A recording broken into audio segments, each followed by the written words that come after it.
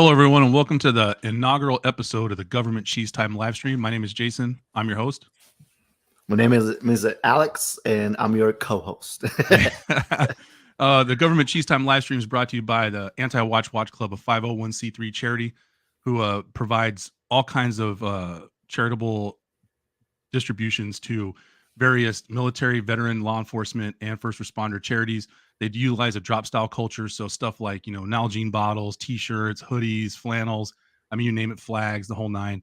And they provide a majority of the benefits to charity. So they use no one draws a salary. All the money pretty much goes to charities, except for some of the stuff they use to actually purchase the things that they're going to sell, as well as travel to any events where they personally deliver some checks and stuff. So we're going to cover some more of that at the end of the live stream, along with some of the charities that Alex wants to highlight and I want to highlight, and then we'll go from there. So how was your week this week, Alex? Good, man. It's we had so we were doing basically like a dog and pony show the whole week. Mm-hmm. We were hosting a couple of VIPs and here in Fort Riley, and then we had the military ball for the Signal Corps, the Signal Regiment, the nerds. Yes, last night. So if you hear a little bit of a raspiness in my voice, that's probably why, because I like to yell. Yeah. So yeah, but pretty good, man. What about yours? Oh, standard week of work and everything. It was a short week with the holiday and everything, so that was always good. But it seems like sometimes those shorter weeks tend to take a little bit longer, but it's first world problems. Yeah, my son had a pretty big soccer week, pretty good stuff. Nice. And quite the way they wanted it to end, but they played well and made a good showing for themselves. And other than that, I got an NWA, a new watch alert. So for anyone that's tuning in that doesn't know what an NWA is, if you're not super ingrained in the watch culture, but you're interested in it, NWA is not a awesome rap group from Southern California in the late 70s. They really started late 70s, early 80s. It means a new watch alert, something that you picked up. And this is what I picked up. Nice. Squale 20 Atmos in the root beer colorway with a ceramic bezel. It's a Squale is a piece that I've really been interested in for a while, but I wanted the right piece. And for those of you that are at home, you can take a look at it. We'll pull up some pictures here. Now, this live stream is not sponsored by Namon watches, but this is where I picked it up. So the customer service was good. I'm not really like I said, we're not sponsored by them or anything, but I feel like if you get a good amount of customer service somewhere, you should definitely highlight that.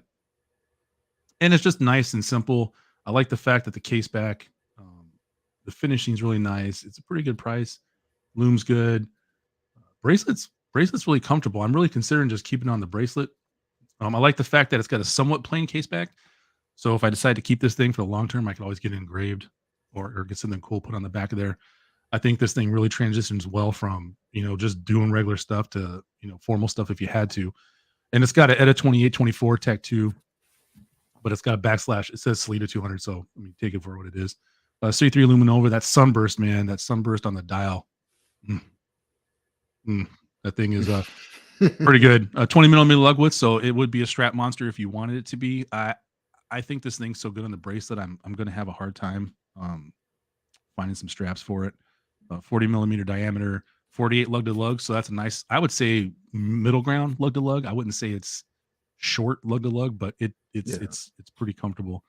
Sapphire crystal, you know the deal. Screw down crown, 3 o'clock, 200 meters of water resistance for all the desk diving I'm going to do. 120 click, bezel and all that stuff. So good stuff. I'm pretty happy with it. And it's kind of going on this tropical line that I've been going on because I have a mill sub that I had gotten a while ago, but it looked too nice to me. Yeah. And shout out to Joe over at Say Coated. He gave it the vintage treatment. And I haven't seen the full finished product yet because he's not showing it to me. I told him to go ahead and do his release for it and do pictures and everything because he took it. But it should be here shortly, hopefully. And then I'll be able to post some pictures about it. But if any of you are on Instagram and you're not following Say Coated, Joe is over in England. Awesome watch modder. Joe does a great job, great customer service, fair pricing, and he can make all your Seiko mod dreams come true. Yeah, it's pretty cool, man. I like that watch. I think it's very summer, like that root beer. I think it's pretty cool, and the fact that it has the root beer bezel matching the dial. I think that's it's seamless too. That's the way to go. Yeah, and sometimes the pictures. I've been burnt enough by now to know there's renders, there's pictures. Yeah. And then sometimes the pictures don't even do it justice in sunlight or out in the open, but this one is true. That color between the ceramic bezel and the dial is seamless. It's just one and the same. I like it a lot. Nice. Yeah, that's a really good looking piece, man. Congrats on that. Thank you very much. Yeah. So, why are we doing this, man? Yeah. Let's see. What do you think? Why are we doing this? Let the people know. Yeah, exactly. So, that might be a question that everyone has. Why are we doing this? Why are we doing a live stream? So, the simple answer is Alex and I got to know each other. Alex invited me on his podcast. If you haven't checked out Alex's podcast, the Army and Time podcast, it's excellent. He'll do solo 1 hour discussion topics or have interviews. Interviews are always great. Alex invited me on board for an interview. We shot the stuff, discussed everything. And I just personally felt, we've discussed it. I felt like we hit it off, like just a good chemistry. I think we got to work on not making each other crack up so much, or else it'd be like a half hour. This live stream would be us just yucking it up and not really getting any content out. But we talked about that, and then I was on 2 times. Yeah. And we discussed some great conversation. And then I had been looking for someone to do a live stream with. I think that 2 is the right number. I don't think there's anything wrong with having more than 2 people on, but I think it should be a periodic thing. I think 3 is maybe the max, especially if you're trying to keep it to an hour. And then ultimately, whatever I did for a live stream or whatever we did, because Alex had the same thought, was we wanted to make sure that we could donate whatever proceeds to charity. And Alex has a charity that he's super serious about, and I have a charity that I'm serious about. We'll discuss those at the end of the show. And so we broached the idea, we talked about it, and then we talked to the guys over at the Anti-Watch Club and said, hey, we're going to do this anyways. We'd like to have a sponsor. And they were like, sure thing. And so we just started the planning of it, and we're going to be on board every Saturday at 0900 Eastern Standard Time. We're going to do an hour. We'll talk about watch related topics. Sometimes we'll have a guest on. If the guest is more veteran related, then so be it, because there's some serious veteran topics we want to get out there. And we just wanted to combine those 2 worlds, the worlds of, Alex, active duty military, me, retired military, and then bringing in veterans resources and, just the whole watch thing, because I feel like, well, we've discussed it, Alex. There's so many different people that are interested in watches. It just brings a lot of community by. But what about you? No, same thing, man. I think, it was a good way to bring out, like you said, we clicked pretty quick. So I think that it was just natural progression, natural progression. And this is different, because this is going to be, YouTube live stream, so it's the first time we doing something where it's regular content, but at the same time it's visual. It's not just something like audio, right? So I think I'm pretty motivated about it. I think it'll be pretty cool. It can only grow from here, so so that's pretty cool. And I think that that for me, just like for you, the whole being able to put some foundations out there. Some people are doing some great things for veterans, for the watch community, or sometimes both, and at the same time, any proceeds that come in, just be able to push them that way. It's pretty cool. So I'm motivated about it. And, you can tell it's from the name to like all the graphics, you can tell this is military heavy, it's so I got it, like, so if you notice those things, yes, They are there for that reason. I mean, the whole thing. So yeah, some story, some background story on the name, right? So we were bouncing around. We had like 400,000 names listed, and like none of them were sticking. And then we were sharing a document, and Alex threw in. I'm going through all the names, and there's one name like in the middle, like it was like 175 or something like that. It said Government Cheese Time, and I was like, man, that's the best name I've heard in a long time. So I immediately texted you. I was like, yo, let's just lock this name in. So we did all the stuff we had to do to lock the name in. I think it works because and you could take that name a million different ways, but it's a 3-letter acronym. I mean, come on, military, who doesn't love acronyms? You know what I'm saying? And then we went with the whole MRE, the whole MRE aesthetic, because it just MRE G.C.T. it seemed to match up. And so season 1, just so you know, season 1 is a cheddar cheese spread, right? So if you know your MRE menus, you'll know that the OG cheese spread is a cheddar cheese spread. Now, you want to tell them how we kind of painted ourselves into a corner with that one? Like, it's kind of funny. Yeah. Well, it's like in reality, we only really have 2 cheeses in the MREs. Which is kind of crazy. Yeah. It is kind of crazy, but I guess, like knowing that, the military doesn't really have a lot of, I guess, original ideas, so when it comes to this type of stuff, so, they came up with cheese, and then they were like, well, what else can we do? Well, just throw some jalapeno on it. And that's it.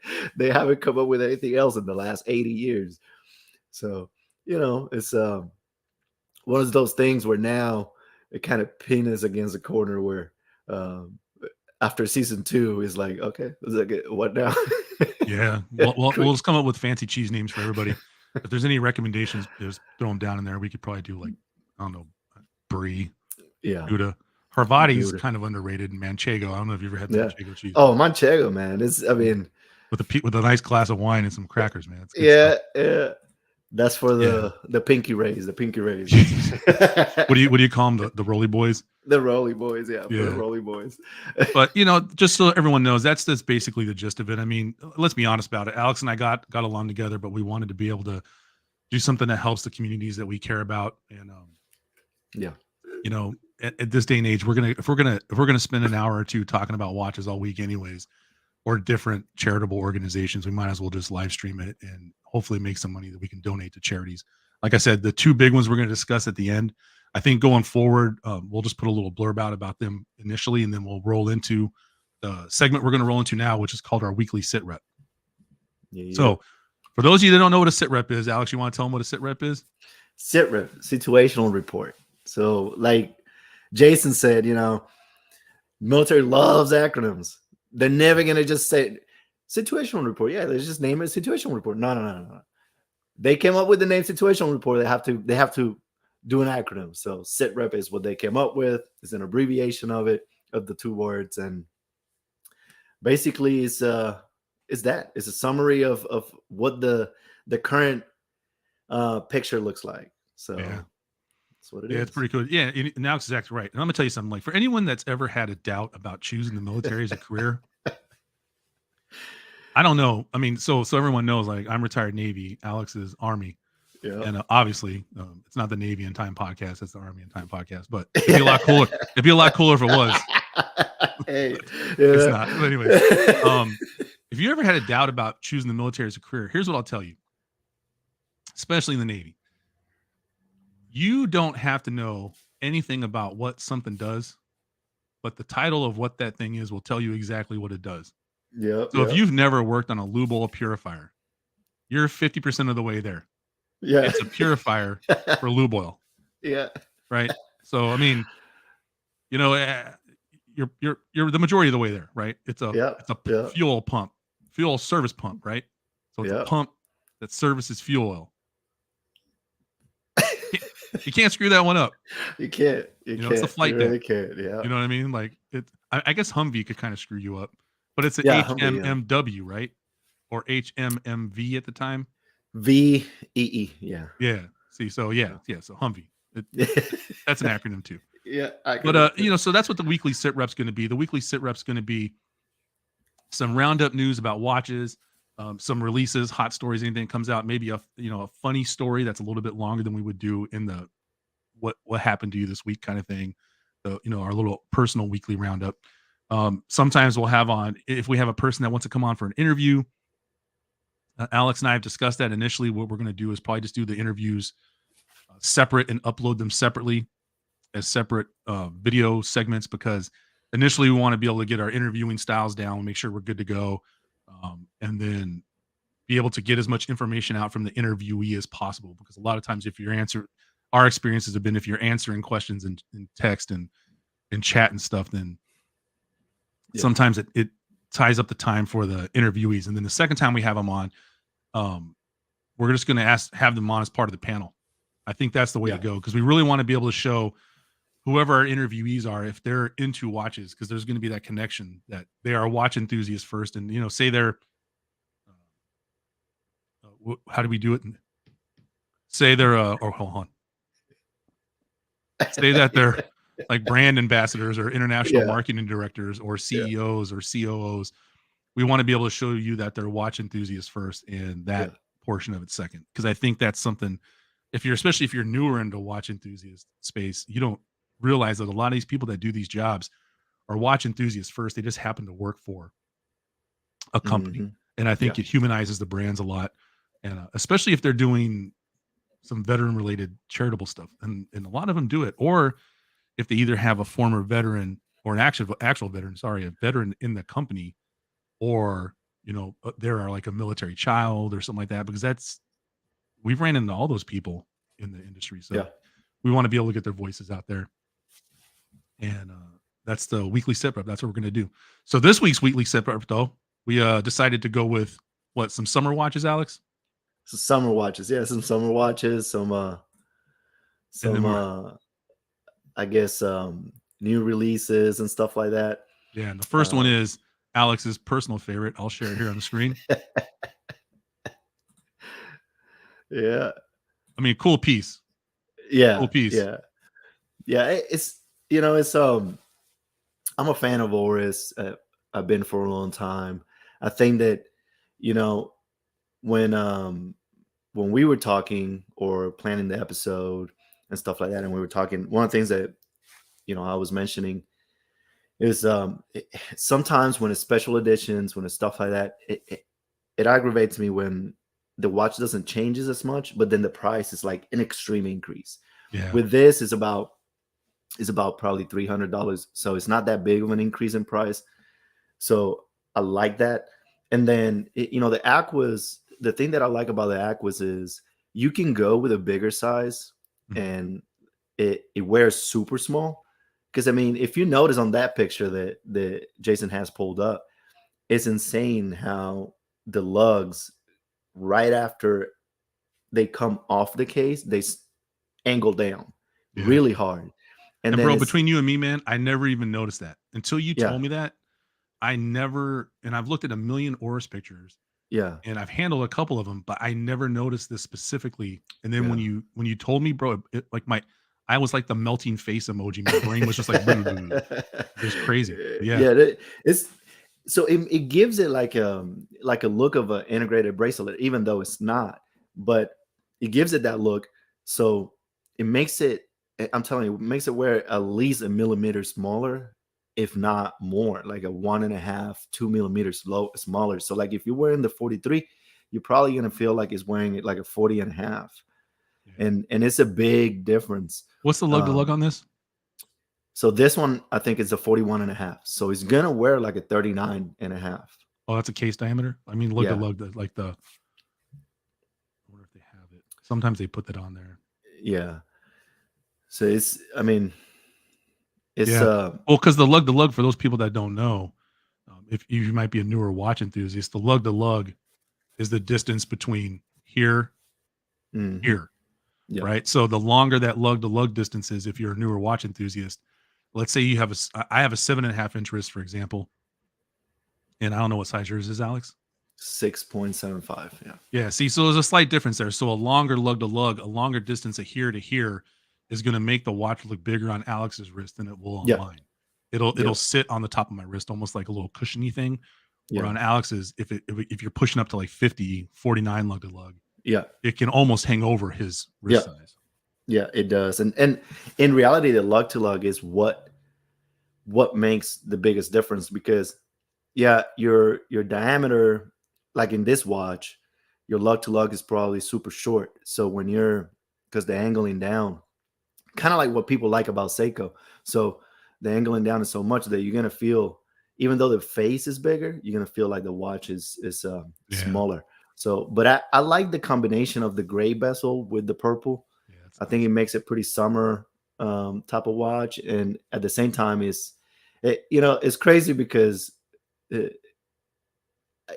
people talked about this year being the year of the purple dials and purple watches. And there's been a couple. So they hit it right on the nail, because, it's been a couple of purple watches. And this one, I think, is subtle enough, but at the same time, the color is good enough that it's not going to go under the radar. So I like it. Yeah, it's beautiful. And then we'll go through some other stuff. It's funny, man. I realized what we forgot to do. What?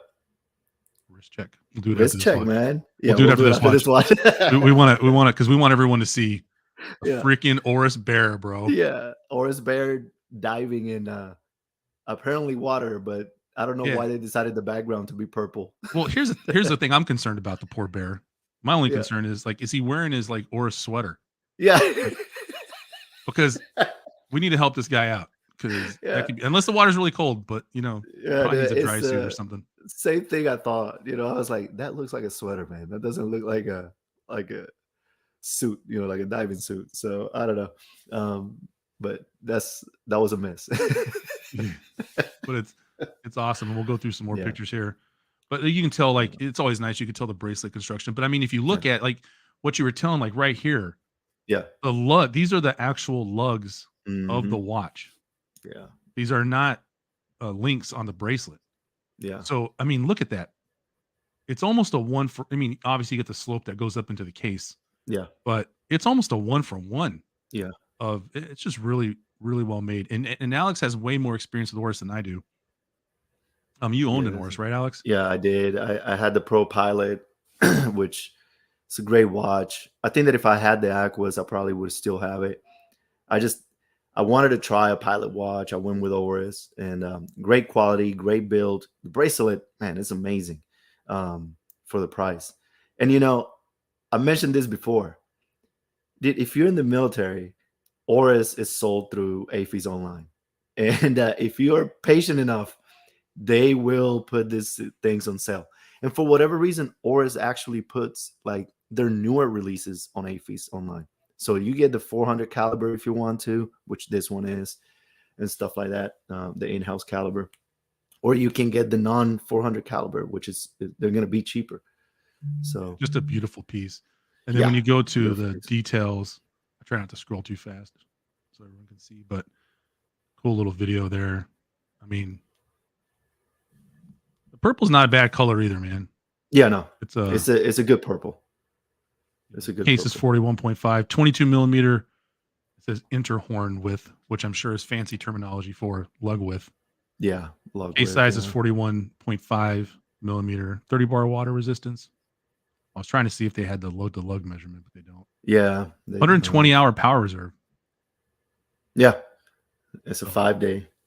Yeah, is there 400 caliber? So. Yeah, but great piece. So I'm wearing so what are you wearing, Alice? We'll do a wrist check next time everyone tunes in. We'll do the wrist check at the beginning. Exactly. Today we were excited and we didn't. Yeah, we did it. But I got the Sanguine Gypsy on the Deacon 2 strap. So great watch, man. I freaking love this watch. Oh man, that thing's wonderful. It's a sexy watch. And Deacon 2 strap, I think is where is at home, So yeah, I'm wearing my Zodiac. Nice. Zulu Oscar 9209, which was the collab with Hodinky. Harkins, but on a gray fluted NATO from Mushi Watch Straps. Shout out Robert over at Mushi Watch Straps. If you guys aren't, if you don't know about Mushi Watch Straps, you can check them out at www.mushiwatchstraps.com. They are not a sponsor of the GCT, but they are a sponsor of the WatchRolling Podcast. And use the code VET10. That's Victor Echo Tango 10. You get 10% off your entire order. And Robert, who owns Mushi Watch Straps, is an Air Force veteran, and you'll be helping out a veteran-owned business. But this is a pretty awesome watch, man. I love it. It's there's a whole long story behind it, but it's skin diver, no date, doffing hands. It's like chef's kiss. Chef's kiss. I think that's a very underrated watch, man, from Zodiac. Yeah, and you got to see the dial. Watch. Yeah, it's like that Oris dial, or even like that root beer, that sunburst. This is like almost like it's almost like a copper gold, if that makes any sense. It's a really cool color. And I got some pictures I can show about it later. But let's get into the next cool summer watch we were discussing, and this is probably Alex's favorite watch. He actually told me he's going to save up to buy one. Man, it is it's crazy, but the AP Spiderman. Yeah, look at that thing. Yeah, I mean, AP the website put a lot of money in this website. Yeah, I was going to say the website is done right for sure. Look at this. I could do this all day. Yeah, it's pretty crazy. AP Spiderman. Got a little video. Yeah. So what are your thoughts on this? So they did this concept of Royal Oak Tourbillon last year with Black Panther. Mm-hmm. And this year they did the Spiderman. And I think that last year was a lot of jokes because of where they located the Tourbillon in the watch in relation to the position of Black Panther. But it was a lot of memes about it. On this one, they didn't do that. So because of that, I don't think there's going to be as many memes. But I don't know. I don't know if I'm a fan of it. It's a cool concept for people that are a fan of both brands and have the throwaway money to get a watch like this, because more than likely they're going to get this watch and they're going to put it on a safe. They're not going to use this watch for anything else. It's a Tourbillon. It's it's an AP that doesn't have the bracelet, which is what, let's say, 80% of people that are fans of AP and collect AP go with. They love the bracelet, because as of right now, I don't think there's any watch out there, integrated bracelet or not, that is able to make a bracelet like that. Is very, very good. But I mean, I don't know. I mean, I was looking at it again, cool concept, but I don't know if it provides a lot of utilization for it. You're gonna, walk with this around. You're probably only gonna wear it to like the red carpet just to show it, So it's titanium in let's say carbon. Yeah. Skeletonized. Yep. So the Spider-Man appears to be 3-dimensional. Mm-hmm. They talked about how much material they had to remove in order to give that appearance of 3 dimensions.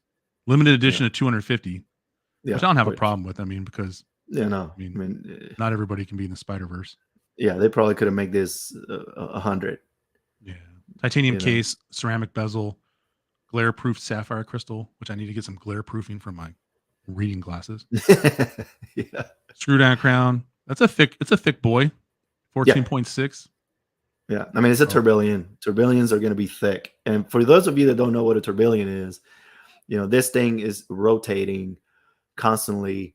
And as it rotates, imagine your rotor also spinning around in different angles and going around in circles and stuff. So it gives you the concept of a watch that's going into different positions instead of staying in one position. So it utilizes that to counteract back in the day when people had a pocket watch and it was sitting on the same position in your pocket the whole time. Yeah. So because of that, it has to be thick. I mean, you can't have a super thin watch that's gonna have a tourbillon rotate around. Yeah. And for those of you who haven't looked up tourbillon, I mean, it's an awesome thing to kind of see the concept of how it basically spins on its axis, almost like a gyro. You know what I mean? So for anyone that's military affiliated, you know what a gyro is and how it works. It does this. It's the same concept where Yeah. whichever way you have your watch, it's going to basically eliminate the friction or the gravity of stopping it, or slowing it down from slowing moving it down. Yeah. the movement. So it's pretty cool. Yeah, which, when that tech was created, I mean, that was probably the best you could get, Who was it? It was Breguet? Breguet invented it? It is, I mean, amazing. They're still relevant today, but when it comes to timekeeping, not so much, now with synthetic oils and, the technology in watch movements is a regular watch movement is going to keep better time than just a tourbillon. Like if you have a tourbillon with something else like Grand Seiko does, where it combines technologies, it's probably going to be, amazing timekeeping. Oh yeah. So the next summer watch, Alex, wanted to discuss, which I have not seen in person, but I have a variation of this watch. Is you're calling it the Bahama Mama? Bahama Mama. Look at that. This is actually my favorite watch from all the latest releases this last 2 weeks. Yeah, this is actually my favorite watch. I think, the Oris is a favorite when it comes to color, because it's very different. But I think this is actually my favorite watch. Is because it's executed so well. I don't understand, man, how Zodiac come up with the color palettes that they're gonna use on watches and make it go together. Because if you would have asked me, oh yeah, we're gonna make a watch, we're gonna make it baby blue and orange, and I would have said that's disgusting. But it works so well. I just don't know how. I think so. For those aren't super familiar, this isn't a personal history podcast or anything, but I've always been able to draw and paint and stuff like that, right? So I've always been very right brain my whole life. Like I do left brain work, but in a multiverse, the happier version of me is somewhere, painting pictures and drawing stuff and drinking wine on a river somewhere. But anyways, the thing about Zodiac I've noticed is whatever palette they're in, they're sticking to the same like tones. Yeah. So this is all very pastel-y. This is all very I think initially you would think of like Easter or spring. Yeah. Or, like soft. It's color, but it's not like in your face color, right? Not like summer color. Not like the watermelon. Yeah. The watermelon's like boom in your face. Yeah, in your face. And comparing it to the Oris, it's kind of like that purple Oris. So that one screams to me going to a Broadway show in New York City at night and then going out for drinks afterwards, right? Yeah. You have this beautifully framed, subtly framed purple. But the second your watch comes out of your cuff, someone's going to be like, "Oh man, what is that?" Yeah. You know what I mean? Where this thing is kind of like, I'm drinking a mojito at some, I'm having a glass of wine at like 10 in the morning at the vineyard that opens up. Don't judge, early enough for brunch. You know what I'm saying? Or this is like a night out, a spending the day out and then transition into a night out in Miami or something like that. Yeah. Right? Like so. But I would even say this is more understated. This is it's so soft. It commands your attention without it yelling at you. It's insane. And I can tell you from experience. So I own the 9271, which is the two-tone version of this. And the bezels especially, right? The bezels especially have to be seen. So if anyone's ever peruse my Instagram, I have a lot of videos that I try to capture specifically this portion, the gold. Now on mine, it's not real gold, but the gold inlay on the bezel insert. Because I'm telling, if this one is like the one I own, there are times where this bezel insert looks stark black on mine. Yeah. And then you angle it and catch the light right, and that gold is just, I mean, it's bro, oh my gosh. They really know what they're doing on their outside working in on their watches. Yeah. I mean, I enjoy this watch a lot. It's, that silverish dial with the baby blue bezel with all the details being orange. Yeah, and this watch wears Yeah. very, very well. It sits on my wrist, right, and this one has the quick release Quick release on the bracelet. Yeah. For those of you who aren't familiar with this bracelet style, right here, you have built-in micro extensions. So you might have to get the bracelet size anyways, but there's little built-in spring-loaded micro adjust in there. So if your wrist it gets bigger throughout the day, it kind of accompanies that. Yeah. Beautiful sign crown, beautiful packaging. Zodiac has a quote unquote in-house movement, the STP movement, Swiss technology products. Now I know there's been a lot of discussions. Some people like them, some people don't. My thing is Zodiac just picked them up not too long ago in the grand scheme of things, and it's going to take a while to get movement stuff worked out. I mean, for anyone. Yeah, I mean, and at the end of the day, you know, like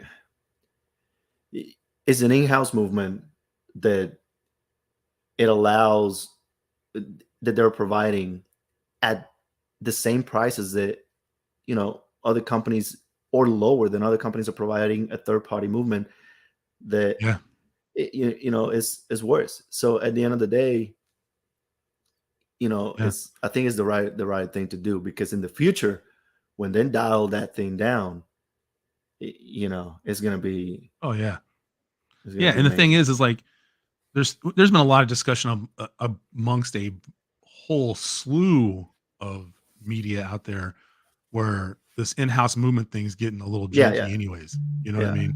I know that Adrian Barker from Bark and Jack, he was just on Scottish Watches, and you know, he was talking about that whole thing where, you know, they basically, how come one company, I think he was talking about Christopher Ward, how come they can produce their new 12 at this price point, but other brands are sitting there saying, you know, they're charging 10 times the amount for what, and this guy touches 1 million watches. You know what I mean? So for him to be like extensively to be like, oh, this watch is 10 times more than this watch, he's like, well, I mean, I don't understand why, you know? Yeah, I think that, you know, with Christopher Ward is one of those brands also that is sneakily and slowly moving up in quality and levels of quality when they're producing their watches, when it comes to finishing and all that stuff. And they're not going up in price as much. So when people are barely really any, if any. So when people are able to handle their watches, they're going to be surprised of, you know, what is being produced at the price is being produced. So, you know, that's why I'll tell you the truth, man. That's why I'm a fan of micro brands and smaller brands, you know, because when you're talking about bigger brands, they're like Zodiac and Christopher Ward, that they're not micro brands, but because of the history that they have and how they slowed down so much during the time of the quartz crisis, coming to now ramping production again and coming back into being a mainstream brand, you know, they are producing so much innovation at a price point that I just don't understand. You know, so that's where my attention goes all the time, because that's innovation. That's great freaking, you know, pieces at great prices. You know, so I think it comes down to a lot of times too. I mean, it's odd, bro. Come on, and you know the deal, right? So, if you streamline your process and it's an easily repeatable process, right, and you document this process, right, you capture it, and you're like, okay, it doesn't mean, and you produce great results from this, right? There's no point in reinventing the wheel every single time. Now, do you sometimes have to tweak that a little bit? Yeah. But if you have good leadership, you can be like, listen, and it's not this. I know you know what I mean when we do it this way all the time. No, it's not that.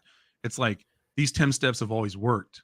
We don't need to add step 11 unless we absolutely have to. Or if we're going to do something slightly different for this build, right, then we do step 9. But if your actual process of doing stuff creates quality product, then you're able to innovate quicker because all those other steps get done. You're not doing those steps all over again. You're just adding like, okay, so you're like, maybe you're trying to invent a new ceramic color for your bezel insert or something, you know? You know, that might take a while, but if it works for 9 out of the 10 colors you're trying, there's no point in reinventing the wheel every single time for every single ceramic color. You know? So you can do that. And I think we see for anyone with a business background, you see some of these micro brands that have that process streamlined. Like they're really, or maybe they, you know how it is. We talked about it. Yeah. Maybe sometimes they're going for the one trick pony thing right away. They want to be known for something, so they concentrate their efforts on that one thing, you know? Yeah. I think that's cool. Oh yeah. 100%. I mean, there's bigger brands trying to go back into being a one trick pony. I mean, look at AP. Superhero market corner. Superhero market with Royal Oaks. Like, you already know, as the Royal Oak company, and you come up with a new signature type of watches and you use the same branding of Royal Oaks. I think sometimes it's kind of like, say you're an athlete that's gotten so good at your sport. Yeah. Then now you're just doing dumb stuff in matches. Yeah. You're like, I'm gonna try this. Their CEO just got let go. So, and I say let go because if it was that he was moving somewhere else, they would have mentioned, would have been news already about where he's going, and there's not. Yeah. So he was let go. So yeah, I like the drama. Yeah, it's drama right there. So. All right, so the next topic in our SITREP we want to discuss. We were shooting stuff about this earlier. Celebrity endorsed watches, and are they a yes or no? Primarily for, any watch enthusiast, I guess, but I think it's a little bit different if you have a military background, a veteran background. And I always joke about it because, like, and listen, I know there's people who are going to chime in and be like, not every, and I get it. Like, not every job's the same. If you're an admin person, I get it. If you're, frontline, infantry Marine, yeah, totally different job. But like, I can say for instance, for the Navy, there's the people that watch, and I'm not going to get super technical here, but people that watch radars, right? Yeah. Is their job as dangerous as the person working in the engine room? No. The people operating main machinery, yada, yada, yada. Technically are always around stuff under pressure, always, temperatures, heat, it's a giant running engine. It could blow up, stuff could catch on fire. But if you're on a ship, if you think about it, like, death is around you all the time. Like, if you really stop and think about it, if you're an admin person and you got high pressure piping running through your office, like, it could blow up. Yeah. You know what I mean? So I think for us as military people, sometimes I think it's important, like, just what's your take on these celebrity endorsed stuff? Because I feel like you've probably done stuff way more dangerous than what any of these celebrity endorsers have done. So for you personally, does the celebrity endorser do anything? Because I know for me, it doesn't really. Yeah. All the time. I would say 99%. As of right now, I haven't found a watch that is endorsed by celebrity that will make me change my mind, or it would draw me into a watch. And I'm a fan of people, but I think that you hit it on the head. Like, when I think about a celebrity endorsed watch and people are like, oh, let's say a James Bond, watch. Well, for me, when you're looking at that, I know it's fiction. I know what reality of those people doing that job is, by virtue of being around them at some point in my career, that it's not a sexy job. It's not what they show you on TV. So when you're telling me, okay, we're gonna make a watch this way, and that's gonna be, the James Bond watch, amazing. This is the do it all watch. Well, I know it's not true, right? So it doesn't draw me in anymore. And my biggest thing is, especially with this one that you're showing with the James Bond, it goes up from like $5,500 to $11,000. It is way too much of a jump for just switching, adding an arrow at the bottom at the 6 o'clock, and then having a more vintage, insert for the loom. And and that's it. Now it looks good. It looks really good. But am I going to pay more than double the price? Yeah, you got to have real serious ties to James Bond, right? Like you either got to be and here's the thing, here's the thing. So I saw a funny question the other day on Twitter. I think it was Hamish the Watch Guy. Shout out Hamish. I'm not as active on Twitter as I should be, but he posted a question about military watches. And the first thing that got to me, I thought about was like, I don't think us in the military add that much oomph about military watches, right? Like we get it, but like the truth of it is most of us aren't even issued watches. You know what I mean? I guess maybe we had cruddy supply people, but I mean, we could have got issued watches, right? Yeah. But the majority of us wear, like, I wore G-Shock the whole time because I wasn't even super into watches. I just knew a G-Shock, you could blow it up. And it's like a Nokia phone, like from back in the day. Like, you know what I'm saying? Like, if you were going to go to Ireland, what are the two things you want? Like, I want a G-Shock and a Nokia phone. I'm going to last forever. That Nokia phone was a weapon if it needed it. I could kill a wild boar with it. You know what I mean?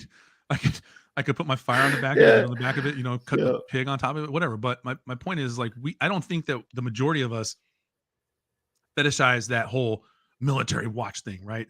Yeah. So like this watch here, like if you were a spy, my point is, if you were a spy, are you like, I got to run out and get this James Bond watch, the No Time to Die watch? Are you doing that? I don't think so. No. You know what I mean? But now if you're a writer or if you're super into James Bond and you're a fan of the movies or you're the fan of the books, then I get it. And then I guess the premium is there. I've seen this one in real life. I ran across it one time, and it is a really, really wonderfully made timepiece. I mean, I like the fact that Omega does this. They actually give you look of the wrist size thing. I agree. I mean, it's a very well made watch, and I own the Seamaster Great White. They're amazingly beautiful made watches, but the thing is, if you get it at MSRP, is it worth going from $5,500 to $95,000, $10,000 just because it's a James Bond watch? I don't think so. I think that, like you were saying, those people doing that job, we tend to think that military people are just, muscle bodies. Mm-hmm. But to do that type of job, you got to be extremely smart. And these people are smart. And they're not going to buy the same watch for $5,000 more just for the color scheme, and then they can get for a lot less if they wanted that watch to be their watch of choice. So, I just don't see it with reality of it. And like you said, I see it for people that are extremely diehard fans of James Bond, collect James Bond stuff, and they have the discretionary amount of money to throw out. So I mean, like if you're a spy, are you buying the James Bond watch and an Aston Martin? Like you're supposed to be interested. Exactly. Right? 100%. You nothing to see here. You know what I mean? Like nothing. And like for when it comes to the whole, like the watch itself, this one that you were showing, amazingly looking watch. But there's been other Bond watches that are kind of tacky. It's kind of going into the tacky thing. The one with the I don't want to get us pressed for time, but that one with the case back that has the barrel, circles around it. That one's not good. I don't. To me, and there's one that has it on the dial. Not for me. I'll tell you. You know what's crazy? If they had released the one we just showed, with no ties to James Bond, money, money, absolute money, titanium. I think about gray with the orange, right? Really subtly done. And you make it not a limited edition, those things would sell hand over fist. I'm telling you, man, people would just line up to buy them. But so we went from a fictional celebrity, because for those of you that do not know, James Bond does not exist.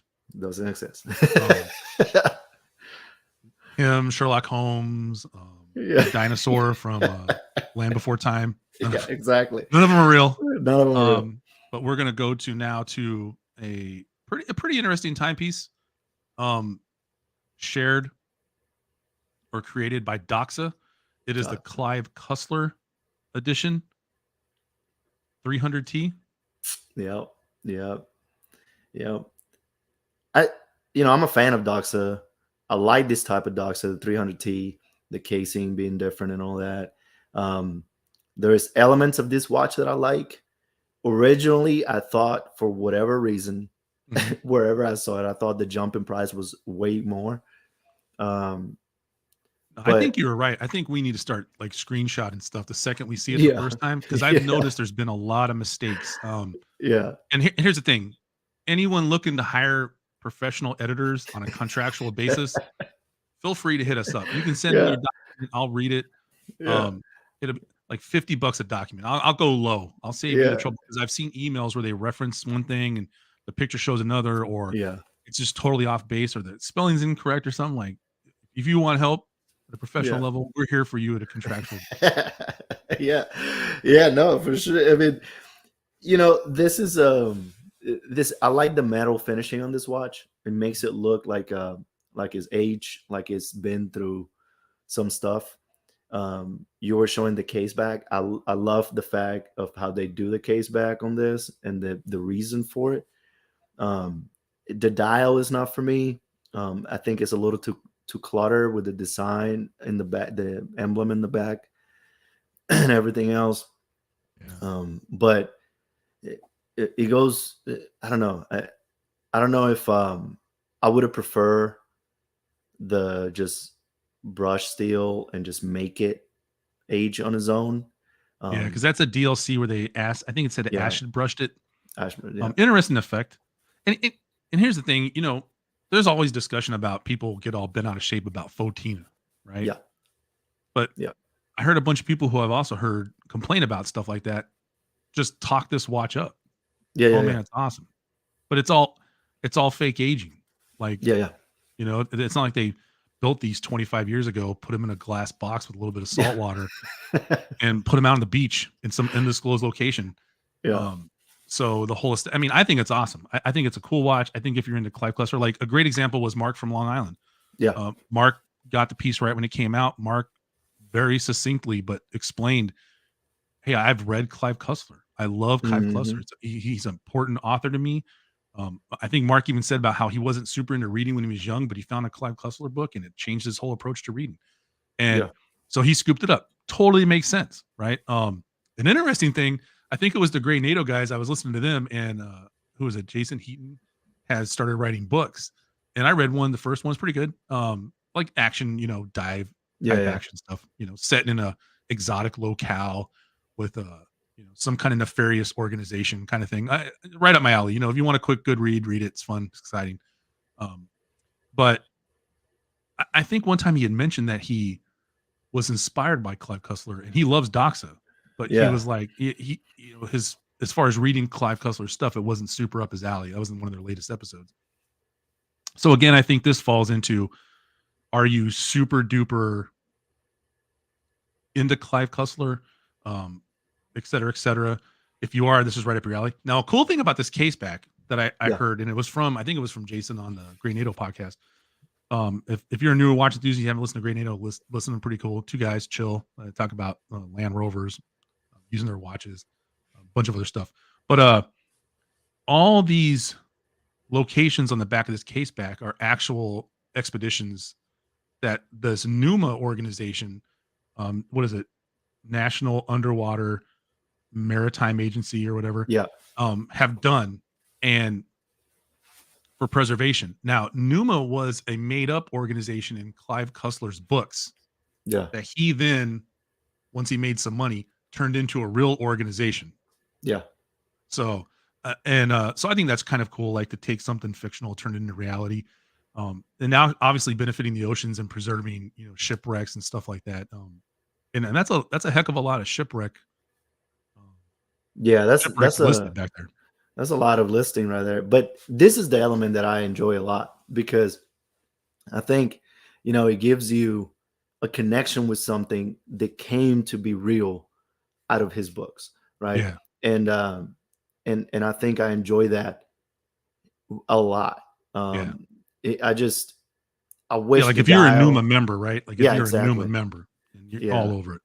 And if you're, you love his books and you're a fan of him, and this is something that is part of your life. I think it's a no-brainer for someone like that. For me, again, it doesn't do anything additional that already Doxa does. So like, I'm a fan of Doxa. I'm a fan of a 300T. If I was going to get a 300T, I wasn't going to get this one. I've always wanted a 600T. Yeah. The pull for that one is strong with me. Yeah. One cool thing here is his birthday dates are red. So 15 is one of them. It's like the month, the day, and the year. Yeah. They turn them red. So that's just a cool. Yeah, that is pretty cool. That is pretty cool. I didn't know that, so that's pretty cool. Yeah. Yeah. So we're gonna go real quick because we're coming up on an hour here. We already discussed if the first show goes over a little bit, then so be it. But we're gonna try to keep every show to an hour. So we're going from a fictional, made-up character that does not exist to a person who writes fiction to a person who is absolutely not fictional. But we kind of discussed as a good example of what a spokesperson or celebrity-endorsed watch should be. Yeah. And that is Andy Mann, who works with Zodiac watches. And Andy Mann is you can read here, he's into ocean and adventure photography. He has a cool Instagram. You can check it out. He runs a program called Sea Legacy. He's a photographer for National Geographic. He works with Sony for imagery and stuff, and been nominated for all kind of Emmys and Telly Awards, whatever those are. Probably English awards because they call it Telly. I would do for shout out Mike Pearson. I would do an English accent here, but I'm not going to have him punch me. So I'm just going to skip it.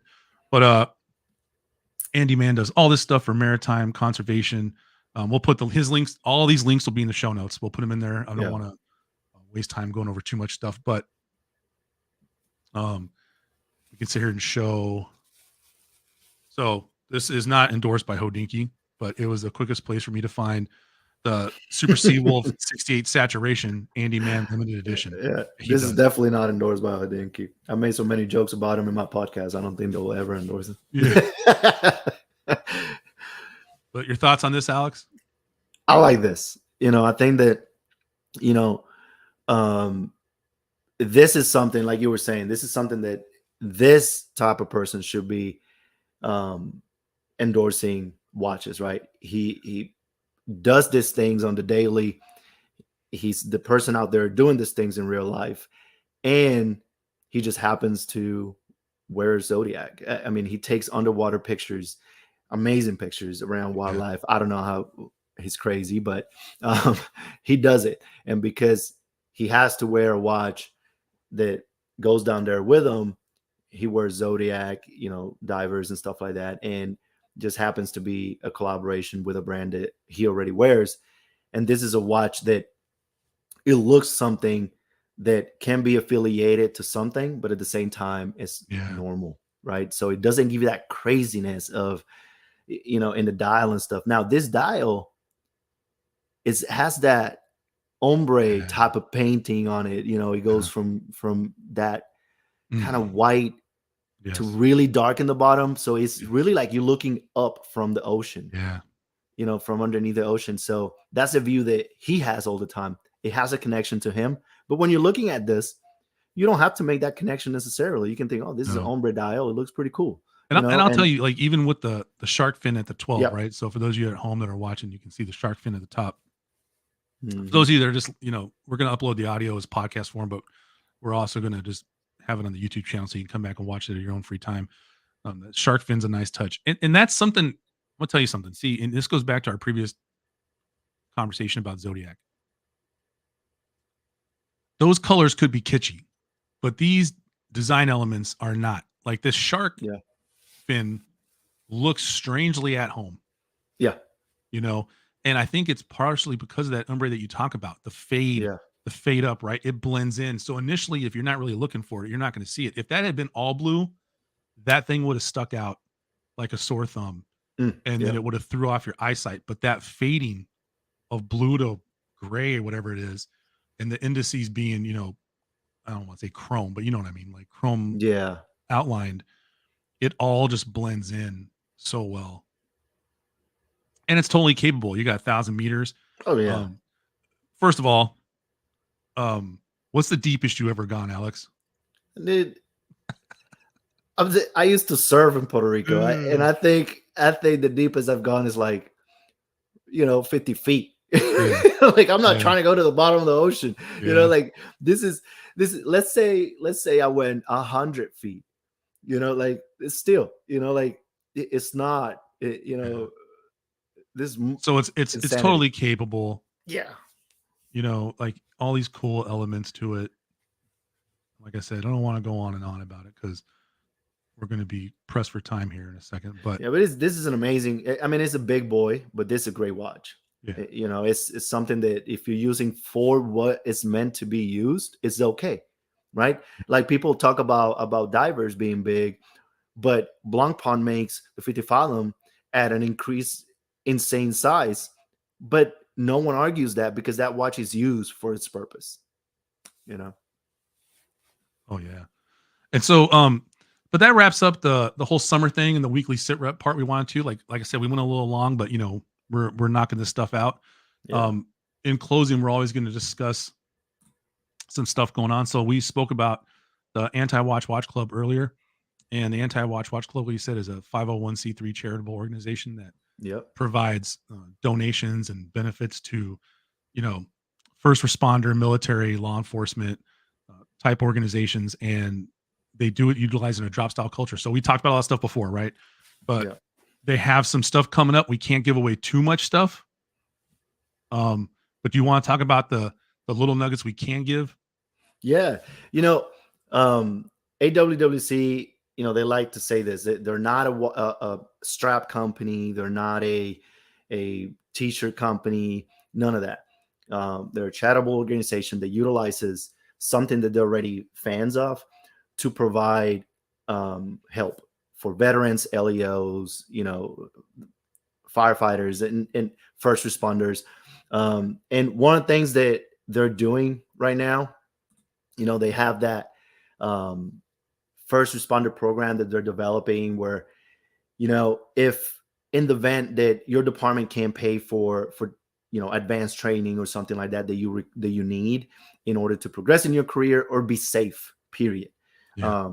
So that's they're organizing this program where they're coming up, they're already utilized it, I think, a couple of times, and they're providing that help, that monetary help, in order to provide someone that training that they need in order to be safe out there, to do the job that they do every day. So, better serve the public.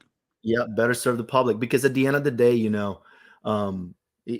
what helps to better serve the public and do it in the right way is more training.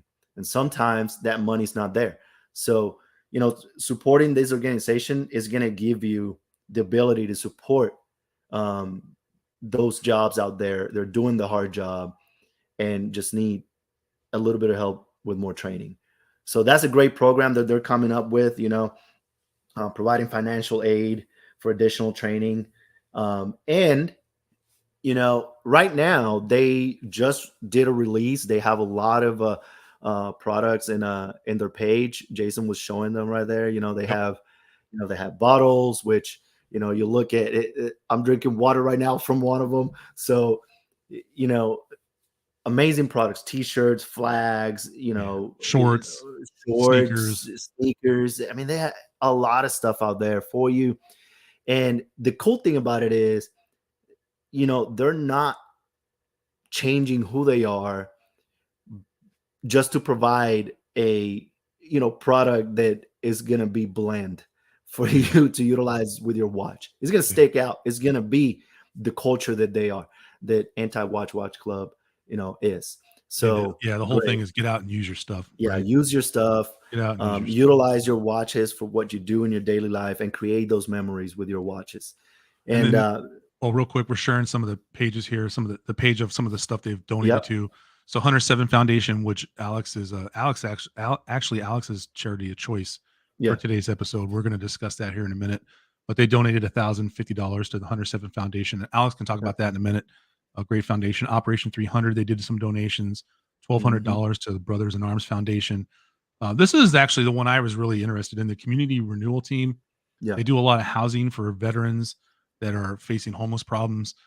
They donated to them. They actually went there, and there was an event at a watch boutique, and they were able to make the donation in person, which is always good. So always good. The AWWC Anti-Watch Watch Club, check them out. And then we can roll right into the Hunter Severin Foundation, because we're always going to close out our 2 episodes. We're always going to close out our live streams with the charities that we want to support, and that for mine's honestly not going to change. Alex, but before we go into that, they're going to be releasing some watch collabs this year. Oh, that's right. So in the future, this year, yes, there might be 1 or 2 watch collabs. They're going to be dropping from AWWC. And, like Jason was saying at the beginning of the podcast, these are people, they're watch enthusiasts first. Yeah. So at the end of the day, I mean, they're veterans first, LEOs, but they're watch enthusiasts in this space. Yeah. So they're doing this, and it's going to be fire. So it's going to be great. I've already started selling pieces. So. Yeah. I'm prepping, not doomsday prepping. Yeah. I'm drop day prepping. Exactly. So, But yeah. Good call. Sorry, I forgot about that, Alex. Oh, you're good, man. All right, let's go. So we're going to share the Hunter Severin Foundation information real quick, and then we'll roll into my charity. Yeah. So Hunter Severin Foundation, is veteran founded, 501c3 nonprofit organization, and they are specialized. It's medical research, education, and it's more specific to not post 9/11 veterans, but it's veterans per se. And there's a lot of stuff that as military members, we're not really good with our own health. Throughout our career, you get told that if you seek help for your health issues, you're just selfish. You're not really care about the organization. You take time off. It's not some leaders are better than others about that. Exactly. Yeah.